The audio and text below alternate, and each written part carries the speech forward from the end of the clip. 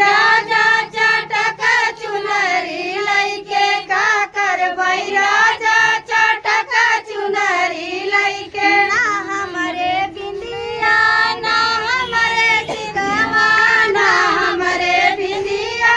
ना हमरे टिकवा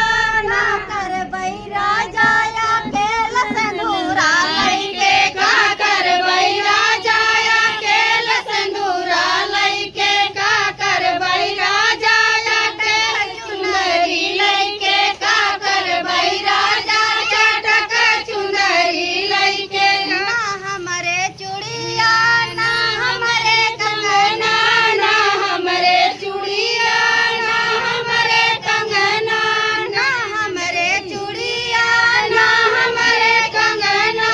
ना करबै राजा अकेल मुंदरी लइके का करबै राजा अकेल मुंदरी लइके का करबै राजा चटक चुनरी लइके का करबै राजा चटक चुनरी लइके ना हमरे लड़िका ना हमरे बच्चा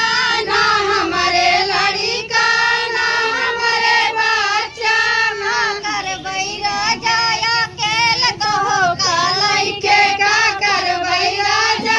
अकेल कहो का लइके का करबै राजा अकेल कहो का लइके का करबै राजा चटक चुनरी लइके का करबै राजा चटक चुनरी लइके। तो दोस्तों बात तो सही है एकदम। दोस्तों जब हरा भरा सब कुछ अच्छा रहता है, बच्चे रहते हैं, तभी चुनरी पियरी सब अच्छा लागत है दोस्तों। तो आप सब अपना प्यार आशीर्वाद बनाए रखिए। जितनी हमारी बहनें आई हैं सभी के चैनल पे गीत जाएगा दोस्तों, सब लोग अपना आशीर्वाद जरूर देना। चला की गाड़ी गीत